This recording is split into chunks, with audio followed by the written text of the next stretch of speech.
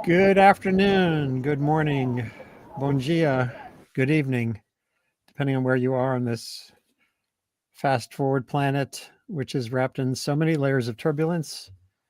I've stopped counting. Um, you know them and you feel them. Uh, Climate change is in the mix, climate vulnerability, and the treaty process is grinding on for the 30th session in Belém in the Amazon, at the mouth of the Amazon River. I was in Belém 1 year ago, August, meeting with journalists there and in Rio and Sao Paulo, trying to figure out how to convey the issues around climate change better. And it seems like a very long time ago. And one of my compatriots in journalism there is joining us here with Kim Stanley Robinson, who was just came back from the climate talks. And Christiane, I always pronounce your last name wrong, so I'm going to ask you to introduce yourself. So, Christiana is at the talks where just yesterday a fire broke out in the pavilions of the Blue Zone, which is the negotiation zone, forcing a big evacuation. Things got a little crazy, but they reassembled, and now is technically the final push, the final 24 hours. Kim Stanley Robinson has written, of course, an epic book about climate future. He's written books about many climate futures as a science fiction author, luminary, and he was at the talks to give a reading from his book and have a conversation. We'll learn more about that in a minute. Stan, I thought we'd start with Christiana because she's there on scene and can fill us in a little bit on what's going on. Christiana, you can unmute and say hi. That'd be great. Hi guys, can you hear me? See? Yep. Yes. So my name is Cristiane Przybyski. I'm a Brazilian journalist and I work for OECO website. That is a website specialized in environmental coverage and journalism. So we are covering COP30, and as Andy mentioned yesterday, we had a fire and was really scary. It was a really scary moment, and all the premises were evacuated. And we had the negotiations were stopped, and we had to be outside the venue for almost 5 hours. And then at the end, after the firefighters see the place and try to understand the orange, why the fire became, they reopened the space, the Blue Zone, and the negotiations. They came back. It was around 8:40 p.m. So now we have a situation that is, as you may know, Brazil is trying to put in the negotiation texts a roadmap to the transitioning away from fossil fuels, right? And we know that it's a huge fight between the countries. We have so far around 80 that they support the initiative, but we have also other 100 something that doesn't support the initiative. So they are still in the negotiations rooms. We know that this point is a red flag for a lot of countries, and it's a blocking topic for a lot of countries. So what we are in suspension right now, waiting for the outcomes. But one thing that I want to tell you is that there is a really effort from the Brazilian presidency and also from people that work in here to make that the negotiations, they run smoothly after the fire yesterday. Yeah. I mean, they are trying to don't make that the fact of the fire jeopardize the process. They said, well, it was something that happened. We controlled very quickly. That's true. And nobody was hurt. And now we have to focus on what really is important for us, that is trying to reach a negotiation and something that is good. So, and also, if I can add something else, we had today in the morning also the official launching of the Belém Declaration for transitioning away from fossil fuels, that Colombia is leading the process, but we have other 24 countries that signed this declaration. And what we are seeing is that this declaration is trying to be an alternative for the possible outcomes that we will have here, because probably at, so far, and no, that's my understanding, right? It's going to be very difficult to reach an agreement in this topic, because the text, the first draft that came out, had dimensions from to the transitioning away from fossil fuels, and the last text that we had from this morning, Brazilian time, the mention was completely out of the text. So I think it's going to be difficult to reach an agreement. Brazil said that as the presidency of COP30, they can't force anything, but they will keep trying to insert, to put this text in the final text that we have, this mention in the final texts. So we have this alternative route with this declaration, and we have the official pathways here in COP30 trying to have this mention here, but we still don't know how the outcomes of the texts. Yeah, I'm going to talk about this a little bit more later in the conversation with Stan. Also, the role of Saudi Arabia has become pretty dominant along. It always has been for decades. And but there's also a lot of countries with fossil fuel assets, and that including Brazil and Ghana, and I know that's why the word in the transition away from fossil fuels, there's the word just, meaning Yes. ethical. How important is that word? Because it's not like everyone's going to agree to stop burning fossil fuels. Is that the big part of the debate? Well, Lula, our president, he did a speech, I think 2 days ago. Yeah, 2 days ago, and he was very honest. He said, we are oil producers, and we have to face this reality. But that's what you mentioned, Andy.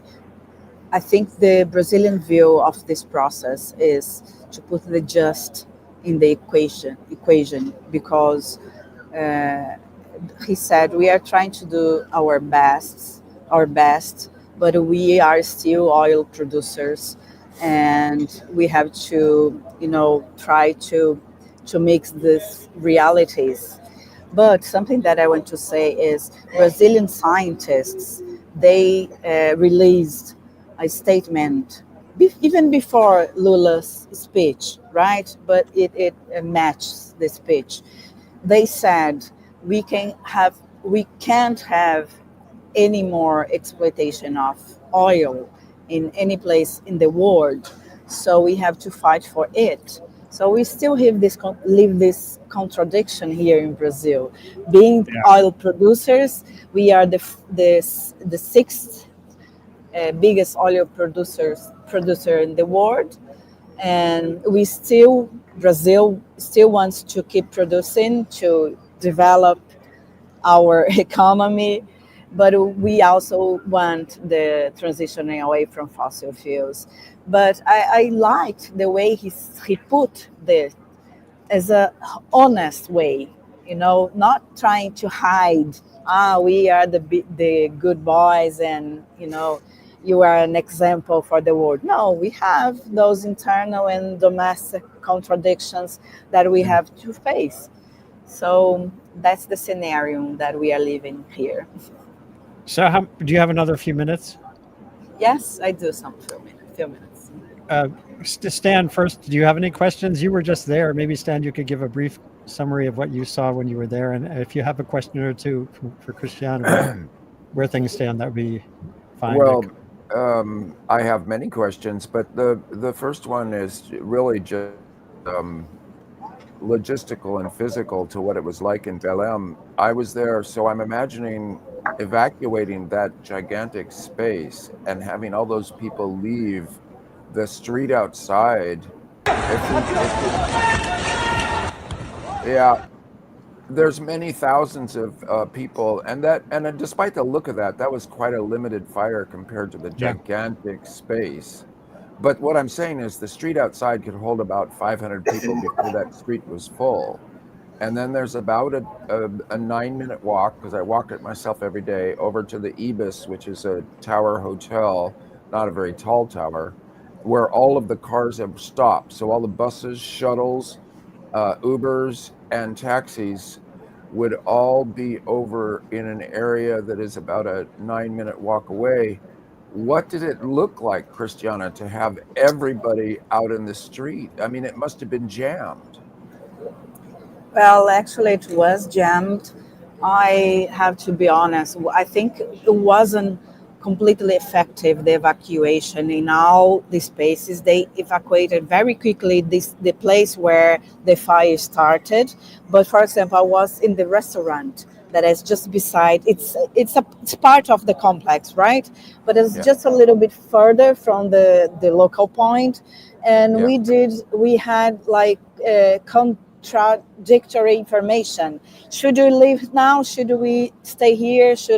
And the good thing is there are a lot of fire escapes here in the place, so they managed to take everyone out of the premises. It was good, but the logistic here is since the beginning been something a challenge actually. No, the place to stay, accommodation, and also transport. But in the other hand, I think thinking positively. I think it was super. It was a political statement from Brazil to insist in doing the COP here in the middle of Amazon. It was very clear for us that it was a political statement, and I think it was great in a sense that people can see the difficulties that we live here. No, all the difficulties of transportation, logistic, the distance are huge, not so good infrastructure, and that was the speech that the COP30 presidency highlighted today in the plenaria that he participated. He said, well, you can see the reality that we live here. Yeah. Yeah. So I think in this sense was good. We had a huge participation of the civil society, as you said, as you may see, and this had an influence of the outcomes. I think, for example, the demarcation of indigenous lands entered in a text of just transitioning, just transition, saying, acknowledging that the demarcation of original people is a good uh, action for mitigation. And I think that was because a lot of people were trying to do so. So we have to balance those two sides of the story to understand. I'm super optimist of the process. I have always been. This COP is been super hard to cover, I have to be honest. A lot of things going on, not only here in the Blue Zone, outside the Blue Zone. The action agenda was huge, huge, and it was a really a challenge for us to cover it. And what we are trying in our media outlet is to bring this balance between the good points and the bad points of the whole process. Yeah. And so, Stan, when you were there, just give a summary of what you were doing. You gave a lecture, a reading from your book, Ministry for the Future, and what Well, were your impressions? I gave a couple readings from my novel, The Ministry for the Future, that were one in the TED Countdown House, which is across town, one at the UNFCCC Pavilion in the middle of a thunderstorm. And I was doing stuff with the UN on a regular basis, maybe 2 or 3 events a day for 7 days. So I'm kind of thrashed at this point. But I want to say this: Belém is just like a lot of other big cities. It is it's a big city, 1 million people, geographical spread on the bank of one of the mouths of the Amazon, and in many ways it functions just like any other big city on this earth. In other words, rather well, given that there's 1 million people there. Um, uh, People were friendly and helpful. There were a whole lot of people helping me who didn't have any English, who were great. And we used Google Translator, or we just did the thing that you do when you don't share a language. It was kind of beautiful. And also, I will say this: about every day there was a tropical thunderstorm in the late afternoon. It reminds me of my Sierra trips, but it was much more rainy and violent, but equally short. And most cities on Earth would be overwhelmed and flooded by this daily deluge that was inches of rain in an hour. And yet Belém, because they're used to it, like the gutters are 3 feet deep and 2 feet wide. They're really canal systems, etc. An hour after the storm was done, the city was drying out quite nicely. So it would be a mistake to overemphasize Belém as some kind of a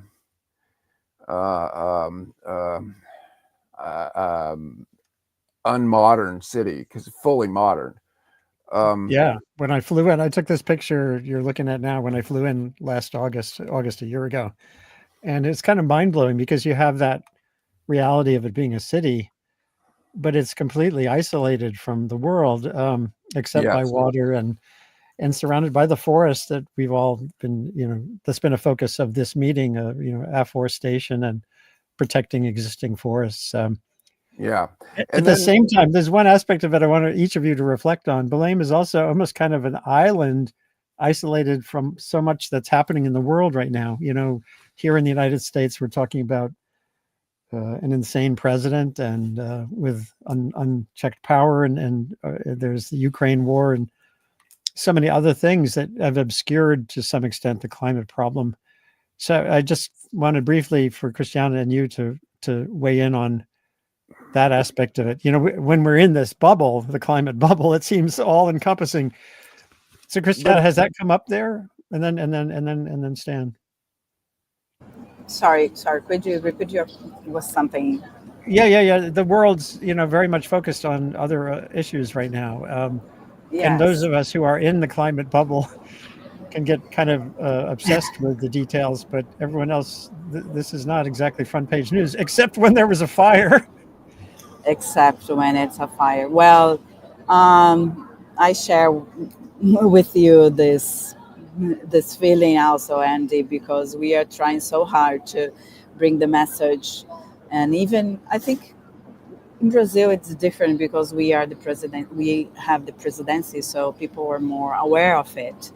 But it's always a challenge to bring those messages, and to bring the message in a way that we don't paralyze people, right? Yeah. We push them into action, not to paralyze them. And again, I think it's good that people can see how Amazon is. In the whole Amazon, Brazilian Amazon, there are more than 20 people living here, 20 million people living in Amazon. So there's a lot of people living, and we have to figure out how to mix protection with the livelihoods of them. So, well, I don't have an answer for this how we break the bubble, but I will keep trying to do so. So, guys, I have to go, and Yeah. I was a pleasure to be with you. And Same Thank here. you. Yeah, thank you. Good luck thank with you, the finish. And thank you. Exactly. thank you to all Brazilians. It was a tremendous hosting of a good COP. Thank you, Um, guys. Thank you. yeah. Bye bye. Bye. Hey, take care. I like that good cop, bad cop. Yeah. Well, the thing is, I want to push back against this notion of the bubble. I mean, if people are Sure. going to use repression to in the Freudian sense of repression, of not thinking about the main thing because it scares them too much. A, that doesn't mean the repressed topic goes away. And then B, there's always a return of the repressed, which is often monstrous compared to the original formulation. And so there's a very much of a world psychology that's Freudian. And so I really want to push back against blaming the victim. In other words, oh, if climate as an issue has not influenced the world, climate must be wrong. Or when a COP comes to an unsatisfactory result Right. because fossil fuel powers and Saudi Arabia and the other petrostates have screwed with a system that was jiggered from the start to with its consensus model to allow veto to powers who don't want it. Every nation on earth has signed the Paris Agreement almost, and then any one of them can therefore say no. And there's at least 10 or 20 petrostates, some of them poor, like Nigeria, Venezuela, some of them rich, like Norway, Canada, Australia, US, who are all egregiously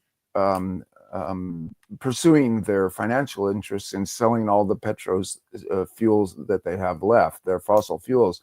So Colombia is kind of heroic in this effort in leading the fossil fuel non-proliferation treaty and making this declaration the other day. And in a battle, when you're losing, you don't want to say, oh, we must be wrong. We're losing because there's very entrenched and powerful and rich forces working against us in trying to decarbonize fast enough to avoid climate catastrophe. So the important point I want to emphasize here is this COP, the statement at the end, will be weird as usual. But it will be interesting because these 80 nations that want to establish a roadmap to getting off of fossil fuels for everybody, they're going to have to establish something like a partnership of the interested. And I use this phrase to get away from the poisoned phrase coalition of the willing, which shortly after Dick Cheney's death with George W. Bush reappearing, it's important to remember and not repress the coalition of the willing that ended up killing about 500,000 people and ended up making the US government an instrument of torture. So that was a bad time, okay? The time of the Iraq War and the Bush-Cheney presidency was a catastrophe. Now we're in another one with the Trump administration, and the same kinds of features are being manifested, but in some senses, because Trump is such a chicken, he wants to be a murderer and a strongman like Putin, but that means he blows up a few fishing boats. Oh, yeah. And then, which Al Gore at Belém said, these are snuff movies. This is murder for entertainment. It must stop. It's the strongest thing I've ever heard Al Gore say. And so in this global situation that you're describing, sure, climate is a kind of 2-week circus, which is what the COP is, but ABC, NBC, CBS did not even send reporters to Belém. Right. So repression, let's look away. Because Trump has left the COP system, we don't want to irritate Trump. We're scared of him. He's a mafia boss. The whole mediascape is tweaked.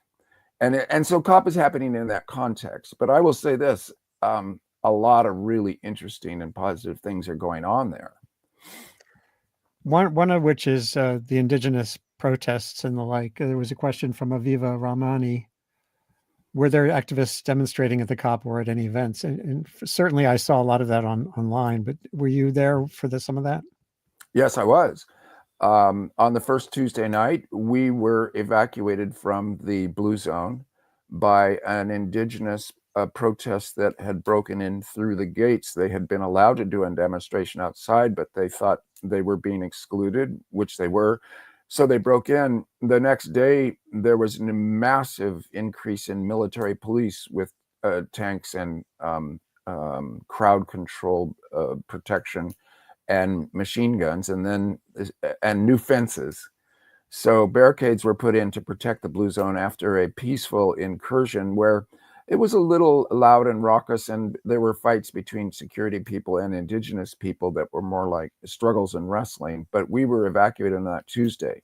After that, there was a really big indigenous march, and many other people joined it, I have to say, from running down, sailing down the Amazon in boats, landing in Belém, and then marching through the streets.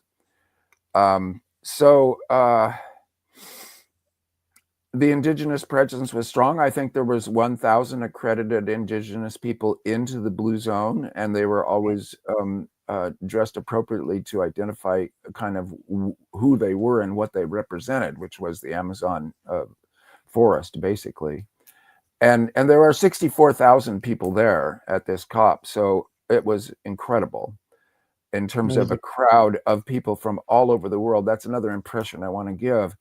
There's something awe-inspiring to see faces from all over Earth, to hear every language on Earth spoken in one hall, people peacefully assembling. And in terms of a conference or a convention, you talk about multi-track programming. I mean, it was insane in the sense that there probably at any moment, there were perhaps 150 events going on. And so crowds for each event were relatively small. I mean, in the Blue Zone, not the plenary zone or the negotiating zone. Well, I want to get into the role of fiction in all of this. Your book has your book, which came out right at the beginning of the pandemic, right? Laid out a pretty catastrophic, the ultimate catastrophic scenario. And a lot of the focus of critics and literary folks and everything was on that. But you also had a big section. In fact, the whole title of the book, Ministry for the Future, was a creation of a diplomatic process. That the idea that we had to kind of create a global entity to foster some cooperation, rebuilding, and the like. Can you talk about that? A lot of, again, in your fiction, some people focused on the drama parts and people kind of melting in pools in India. But how important to you is this structural part? Well, it clearly is central to the book's success. Anybody can describe a catastrophe, and I'm terrified that one may happen. A wet bulb 35 heat wave in the tropics could, if the electrical grid goes down, then it could be fatal to millions of people. Yes. And that's how my novel starts, of course. It's famous for that. But then the Ministry for the Future is simply a standing committee of the Paris Agreement itself. So this is a novel in which the Paris Agreement eventually, and I mean like 30 years past the present, I think it ends at like COP58 or something, succeeds. And I mean succeeds only by dodges a mass extinction event and begins to bend the CO2 levels in the atmosphere downward. Along with a lot of other good signals that we passed a crisis and are not going to cause a mass extinction event and a catastrophe for civilization. So it's a best case scenario. I mean, it's a utopian novel in that the worst thing doesn't happen. And that itself is would be a good result given where we are now, because we're in a dangerous situation for sure. But what I'm noticing, what I've seen over these last 5 years of intensive interactions with the world based on people having read Ministry for the Future is People want a story like that badly, especially, of course, the people working in that space. It describes their work being ultimately successful despite difficulties and reversals and defeats, so that the story kind of looks like the American Revolution, which is to say lose, lose, lose, lose, lose, lose, win. And the win in the American Revolution is going to be the same for the win against climate change. We don't have any other choice. We live here. We can't move somewhere else. And it was the same for the Americans winning the American Revolution. It's their home. You live there. So you keep struggling despite the defeats. And the important thing is to not declare a defeat in advance when the battle's ongoing, and not to get into a state of preemptive capitulation, as I call it, where in order to appease a Trump crowd or the fossil fuel interests, you give in advance, like Colombia at the beginning of Trump's presidency. You want to be more like Harvard. You want to fight the fight against them. Right. So someone has asked, oh, hold on. What's your next eco novel? I know you're working on a nonfiction book right now, but maybe that's a good question to ask. Before you answer it, though, I want to do a flashback to 5 years ago at Columbia University, where you said something interesting. Let me see if I can make this play on screen, because it's worth hearing. I have been pushing myself to write utopian narratives. That gets weirder as we continue on the course that we're on. And attempting to imagine a utopian future from the situation that we're in right now requires some really wrenching historical developments. So it's pretty interesting. You were saying it's getting harder. You did have, in the end, as you said, kind of a muted happy ending in ministry. But is it getting even harder now? That's before Trump's second term and so many other things. Well, luckily, I wrote Ministry for the Future during Trump's first term in 2019. And at the time, COVID had not struck, and I thought he was going to win in 2020. And also, people were not taking climate change seriously. So it's a little bit paradoxical, but actually, COVID was the punch on the nose. And so there's a kind of an analogy, or almost metaphorical thinking going on, I think, in the public mind. The biosphere can indeed kill you dead, and that's scary, but also it can disrupt society completely, which it did at the start of COVID. When people were scared for their lives, they went into lockdown, etc. So now climate change, I think, gets taken more seriously than it did before COVID, which was one interesting thing. Then also, since I wrote in a state of anger against Trump's many crimes, the book still seems to have the right tone in this second Trump era of anger and resistance.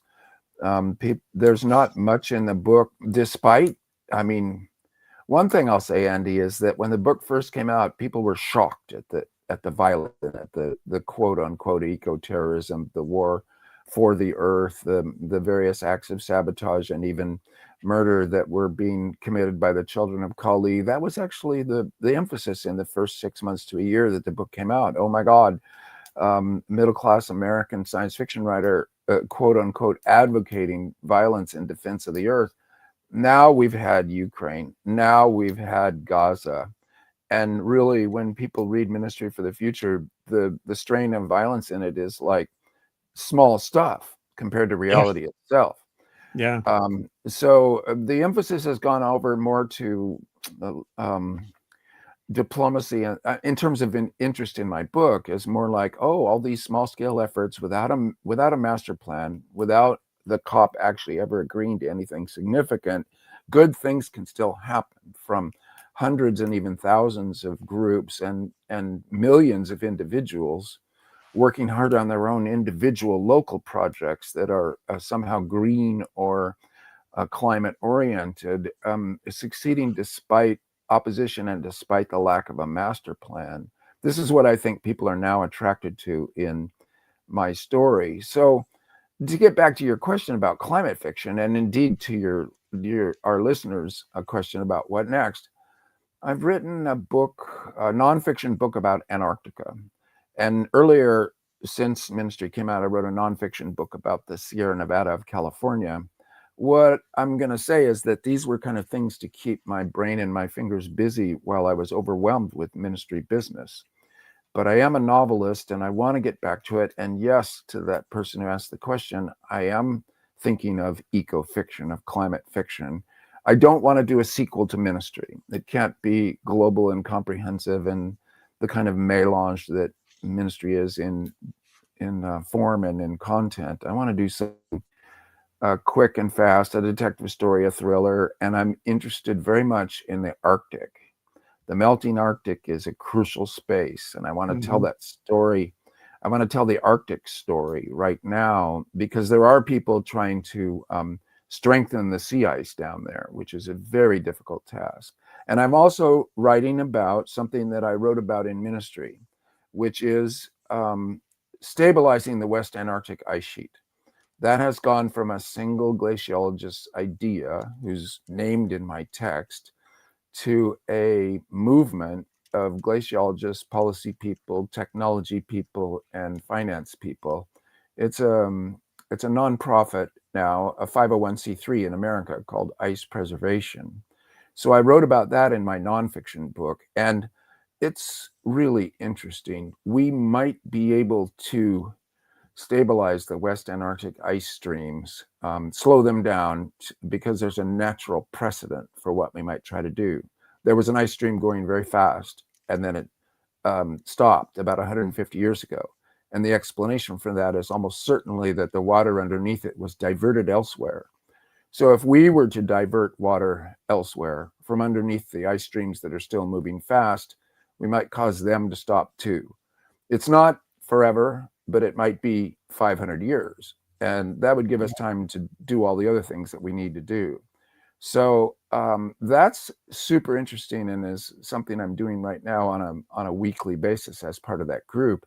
But in the Arctic, it isn't so easy. The rising temperatures there are 3 to 4 times faster than the rising temperatures everywhere else. Right. And the sea ice is just lying there on the ocean. As it thins, it melts in the summer. Some kind of comprehensive, quote unquote, geoengineering method to stop that is not obvious, maybe not even possible, but people are exploring it. And that's what I want to explore in my next book. That sounds like an exciting prospect. And of course, the Arctic has become hyper politicized again, thanks to Trump and Greenland. Yeah, well, but that's So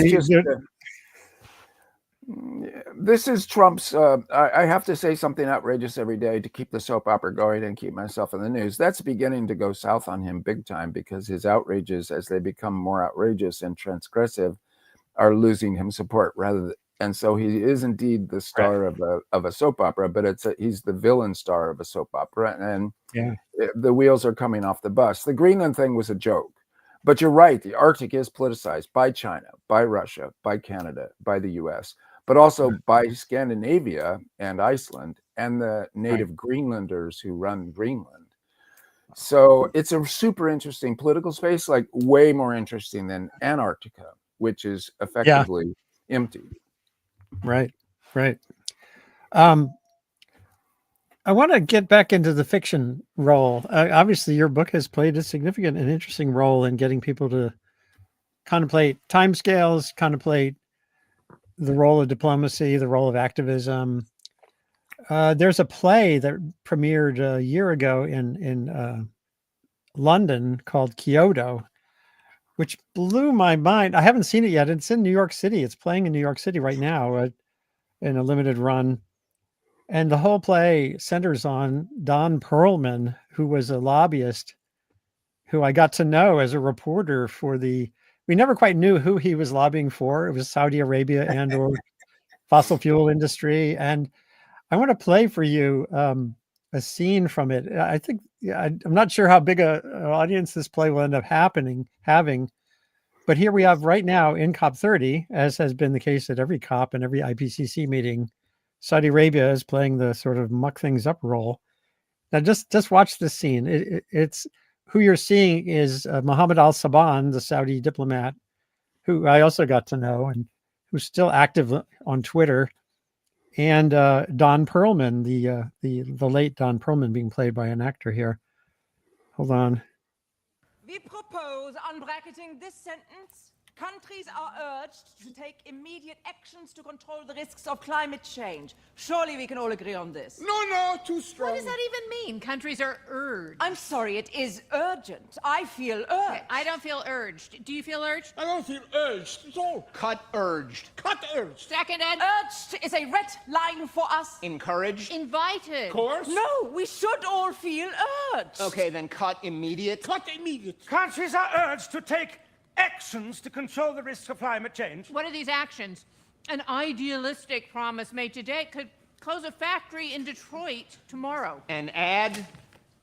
With emphasis on actions that would be economically beneficial as well. Countries are urged to take actions to control the risk of climate change with emphasis on actions that would be economically beneficial as well. Hey, no regrets. We second that. Rather takes the bite out of it, wouldn't you say? It's realistic. Can we at least say with initial emphasis? Really? Countries are urged to take actions to control the risks of climate change with initial emphasis on actions that would be economically beneficial. And socially beneficial. Economically and socially beneficial as well. Fine. Fine. Fine. Rejoice, the line or whatever is left of it is unbracketed. Now, if there's nothing else. Unbelievable. And again, that play is so spot on. The bracketing and the insanity and the resistance. This is al-Saban. He tried to get me to review his book, which is a self-aggrandizing account of his decades of resistance to climate action. And I wrote back in 2009 about the striving for no habit of Saudi Arabia in this whole arena. Yeah, I think fiction hasn't had its day. I think that there's more to do. I don't know if obviously more books to write, but and Ministry is being turned into TV, I believe. So what more can happen in this arena? Well, it's a good question. And I just want to say that was a beautiful scene. Very well done. The one thing I want to say about it, I've seen that at Glasgow at COP26. I had a pass that allowed me to go into the negotiating sessions amongst the negotiators. I was simply a witness to it all. And it was just like that, except 10 times slower and done in hushed tones. So this scene is like fast forward, like when you can set your audio book on fast forward. It's insanely fast compared to the real pace, which is glacially slow. And indeed, to get to substance here, Saudi Arabia was the one that objected at COP1 to any majority votes, and they kept themselves the veto power by insisting on consensus. And the only way that we could, the first COP could get everybody on board was agreeing to this notion that everybody had to agree to every statement, which is unlike everything else in the UN and anywhere else on earth where majority rules. And so one party to the Congress can object, and suddenly we don't have consensus. In this sense, unanimity is the definition we're talking about, not majority. And that's an early Saudi spoke in the wheel that has slowed COPs down ever since and disabled them, so that the statement at the end of every year is always watered down to the thing that everybody will accept, including the petrostates. So I've been trying to make a distinction between rich petrostates and poor petrostates. And by petrostates, maybe I should say these are the poor ones that get more than 50% of their government's income comes from them selling their fossil fuels, because 75% of the fossil fuels on this planet are owned by nation states. The big corporations like Exxon, BP, Shell, etc., Chevron are only 25% of the ownership, and the rest of them are nation states that absolutely depend on that income to keep going public services like police, military, teachers, airports, roads. So the petrostates that signed the Paris Agreement signed their own fiscal death warrants. They signed their own bankruptcy statements, and naturally Paris Agreement is not showing remarkable results, because for many nations to comply with it would be to wreck their own finances. So I've been trying to advocate a compensation scheme, in effect, that essentially there's going to have to be some kind of carbon quantitative easing. Trillions of dollars, like about $1 trillion per year, is going to have to be generated by the strong, solvent central banks and paid out to green transition, clean energy, and also to nations that sign the bottom line that they will keep it in the ground. They need to be compensated so they stay alive. Now, the rich petrostates are a different problem. They actually have full-on economies, but they're still making tons of money from their fossil fuels. And the countries where this happens, these are private countries, but they're private companies based in countries. The worst of them are US, Canada, Australia, and Norway.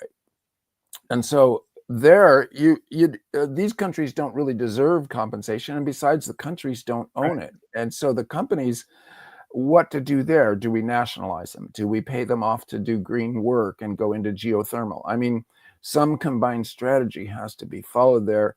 But this is somewhat of a new story to be told. I mean, there are old elements of it, but every time I bring it up, like at OECD or World Trade Organization or the EU government in Brussels, there's a sense of dismay. Oh no, let's not look down that cavern because it's an unsolvable diplomatic / financial problem. One of the things that got talked about at this COP that I myself was involved with, because most of my work was for the UN, not for me personally, had to do with climate finance. How can we pay for the green transition when you'll see this at the end of this COP? There will not be enough money put into the loss and damage fund or put into the green transition. Even representatives who are talking about their government's money are incredibly stingy. They are misers for funds of money that would, if invested now and paid out now, would save, 10, 50 years down the line, stupendous multiples of the original investment. In other words, if we don't pay this money now, the next generation to come along is going to have to pay 10 to 50 times as much money to recover from the damages. So the main thing to say about COP is that it's a mirror to society. And so you don't say, oh, COP is broken. COP is the mirror. If you look in the mirror and you see something awful, you don't say, oh, that mirror is a bad mirror. You actually say, oh my God, there's something awful going on with us. And that's what COP is. It's a mirror to our dysfunction. There you go. And in all my reporting on the COP process since the beginning, I did learn, I think it was around Copenhagen, that the process is more reflecting what countries decide they can do than determining what they decide they can do. There's this dance between, it used to be seen as a heading toward a contract. Copenhagen there had to be targets and timetables in some kind of, as Kyoto, which failed, some kind of enforcement mechanism. Yeah. And both for the Chinas of the world, the United States of the world, and many others, that was just not doable. Right. So it ultimately is this sort of more soft process going forward. And that's hard to get your hands around. I've been comparing it to marriage, in that it's a set of promises. And if you break the promises, you don't go to jail. You just have divorce. But it reminds me of, this is of 40 years ago in the Soviet Union, Soviet science fiction writers and in the publishing industry whom I knew, they'd end up getting a divorce, but they couldn't move out. Neither they nor their partner. And so they would just get divorced, but then have to live together in the same apartment as if they hadn't got divorced. Right. Awkward, you might say. And it's the same on Earth. I mean, and of course, it's not a great analogy because here we got 190 countries, but the promises are just promises and they can be broken. But does that mean promises are insignificant? I'm trying to hold on to the idea that everybody talking about this for 2 weeks a year and everybody making these promises is significant, because then we're aware, oh my gosh, we're breaking promises. Oh my gosh, we should be doing better. We even promised. Can we live up to our promises? And then, you know, something that's very intense right now, where the analogy kind of breaks down is, can we afford to keep our promises? And if so, how do we pay for it? And here's where I think it gets super interesting. I already wrote about it in Ministry for the Future. The Ministry for the Future is kind of a freak in the sense that it's a one-off. I can't repeat it. Others will have a hard time repeating it. The combination of the genre mashup of 4 or 5 different literary genres being tossed into one novel, that happens occasionally. But then the content being, you know, international diplomacy and finance combined with on-the-ground catastrophes.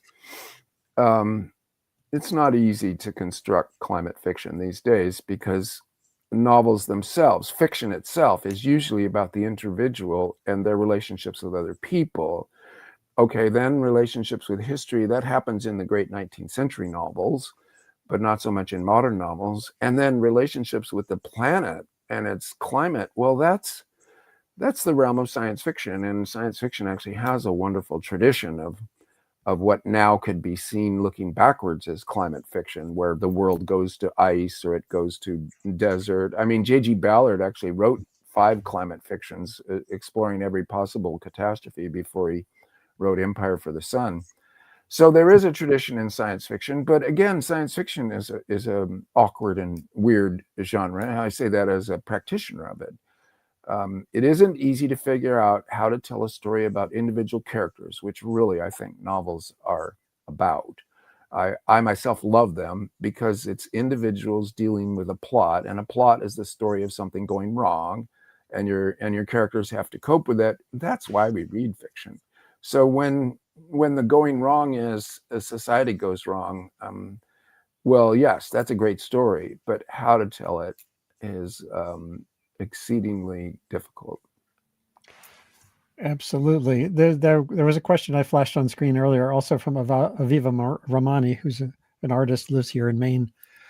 At COP15, it was obvious to me that change would not come from the top down. Does Stan have any faith in powerful leaders as opposed to the grassroots resistance? You did mention this earlier, the sense of the civil society role in all of this. Ultimately, maybe you can just get back into that one more time. Yeah, I think both would be good. Just even at this COP, I saw Mary Robinson and Manuel Santos, who was the president of Colombia and ended the long civil war in Colombia. So he got the Nobel Peace Prize, in conversation, you know, around people around 80, still on fire, still talking about things. There are climate heroes. I met and talked with a person who's become a friend, Christiana Figueres, was on her podcast. She's still on fire. She's more my age, which means kind of old, but not decrepit yet. I saw Al Gore on stage and met Al Gore. He's still fighting the good fight and was quite sparky and funny. And so, okay, there are leaders. Indeed, Laurence Toubiana and these powerful European women, Angela Merkel and Christine Lagarde. There are inspirational leaders, but aren't they just kind of expressing what is being said to them by everybody else? In other words, they are spokespeople for broader movements, and that's where the grassroots come back in. Many people tell me that chapter 85 of Ministry for the Future, which is simply a list of organizations that already exist, and it takes about 15 minutes to read it aloud, maybe about 5 pages, and it's nothing but a list of organizations from all over Earth. And that is often the chapter that's quoted to me back by people, and maybe it's because they've done the work. They're in one of these organizations, and yeah. I myself just 2 nights ago, or maybe it was last night, was at Cal Wild, which used to be called the California Wilderness Coalition. Now it's Cal Wild. That's one of the organizations, and I hope it's even in ministry. Yep, they're all right here. Yeah, just a list. And the audiobook, and I'm not a big believer in audiobooks, but the audiobook for ministry has all of the voices appropriate to the country that they came from. And so as that list is read, it must be 150 different voices. I'm just guessing, but it's a rather awesome bit of audio work. Not as awesome as that scene from Quixote, which I would love to see that play, even though it's all happening too fast. But you know, the thing that this play captures is it is dramatic. It is people on a stage arguing, and that's what plays kind of have to be. Absolutely. Well, I'm hoping I'm supposed to have the two playwrights on this show sometime before our U.S. Thanksgiving, so I'll let you know. Do, because I do want to have that conversation, and I think it should be on TV, or maybe it's very hard to hard sell as a film or the like, because it's so well, technical. don't they kind of film these stage productions in like Copenhagen, the story about Heisenberg and the other atomic physicist that he was arguing with? One of them stuck with the Nazis, one left. Right. These plays that are about real events, because you can make them talky, and they are kind of arguments. What else are you going to write plays about at this point? The domestic family argument is really getting kind of old, and if a play can actually stage a world level argument, that's a real feat of and you know, drama is a form of fiction. There's the novel, there's the play, there's poetry. Right. There's good climate fiction in all three of these genres. Well, let's hope there's more. We have just a couple minutes left. You know, I am going to just show a little bit more of it, just because it really is worth people's attention. Hold on one second. Going back to. So in Belém in Brazil, there's a variation of what's on this stage. This was the Royal Shakespeare production in London. It's currently in New York City until November 30th, the end of this month, a play called Kyoto, about the 1997 Kyoto negotiations under the Framework Convention on Climate Change. And here's leave me time to do a commentary on it afterwards. Yeah, I will. Okay, here we go again. Countries are urged to take immediate actions to control the risks of climate change. Surely we can all agree on this. No, too strong. What does that even mean? Countries are urged. I'm sorry, it is urgent. I feel urged. Okay, I don't feel urged. Do you feel urged? I don't feel urged at all. Cut urged. Cut urged. Seconded. Urged is a red line for us. Encouraged. Invited. Of course. No, we should all feel urged. Okay, then cut immediate. Cut immediate. Countries are urged to take actions to control the risks of climate change. What are these actions? An idealistic promise made today could close a factory in Detroit tomorrow. And add. With emphasis on actions that would be economically beneficial as well. Countries are urged to take actions to control the risk of climate change, with emphasis on actions that would be economically beneficial as well. I'm going to silence it so you can start to weigh in right now. You get the idea. I want to contrast that, which I think is dramatic and correct in the drama to do it, with what I really saw, which is a rectangular table about twice the size of that one, and about 3 times as many people around it. Everybody had a microphone that would go red at the top when they were speaking. When they wanted to speak, they would tilt their name tag on end. So as it stands there vertically, the moderator would make a list of people in the order that they had wanted to speak. Everybody spoke in nearly whispers, in calm, like lawyers in discussion, not to a jury, but to each other in pre-discussions. Everybody was, about 65 to 70% of them were women in their 30s and early 40s. They were lawyers and diplomats, but the gender balance there and at COP30 down in Belém was more women than men across the board, which I found interesting and encouraging. So in these discussions, though, I saw them take 1 hour to discuss in whispered tones whether a table of data should be displayed in rows or in columns. So that's the speed I want to suggest to you, which is Yeah. slow motion. And that's part of the problem, but that's part of the solution, is that it isn't that emotional, that dramatic. It is calm. It's like a revision process. And so I loved it because it had to do with words and sentences, as this does as well. So I am not critiquing this play. I kind of love it. The speeding it up like that actually emphasizes what is inherently dramatic, that in the actual conferences themselves, they want to de-emphasize so that they can be clear and come to a conclusion they all agree on, etc. So the quote unquote inaccuracies in this play are not inaccurate to the underlying importance and emotions of the whole process. So I think the playwrights actually found a way of conveying something that's real but disguised, because A, it happens in secret rooms or closed rooms, and B, it goes in slow motion compared to the actual importance of what's going on. Yeah, and Don Perlman, the central character, who's kind of the opposite of a hero, because he really was a villainous part of the process. He was a chain smoking guy who would sit in the corners and he would seek people like me out to try to feed me exclusive information as a New York Times reporter, on background, of course. Yeah. He was trying to kind of shape the meta discussion. Yes. I bet he was. And, you know, this is a great character. It's Machiavelli. It's Mephistopheles. Mm-hmm. You know, the Mephistopheles is the most memorable character in Faustus by a good long margin.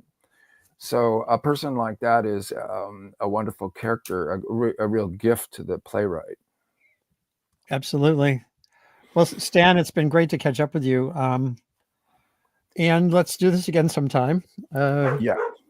And this has been a sort of a live update from COP30, the 30th session of the climate talks that I've been covering since before there was a climate treaty in 1988. Wow. And it's a long process. It's a curve that's, I still think there is the chance for it to bend toward some decent outcomes. One thing we didn't really get at, and I think is important to note, is the conference is on two tracks, just like the issue is. There's adaptation. The funding will never be enough because now you're talking $1 trillion. Yeah. But it's created mechanisms for cutting vulnerability where the vulnerability is greatest, and mitigation of emissions, the heating emissions. So those two tracks are doing better than people thought a long time ago. And and I want to add to that, Andy, also the COP, the Biosphere COP, and the International Maritime Organization, the ocean meetings that are the equivalent of COPs. I still I think that these two tracks are they melt into the same one. That mitigation is adaptation, and adaptation often requires mitigation. So I often think that that's a false distinction, but sometimes you just need to de-strand things to talk about it.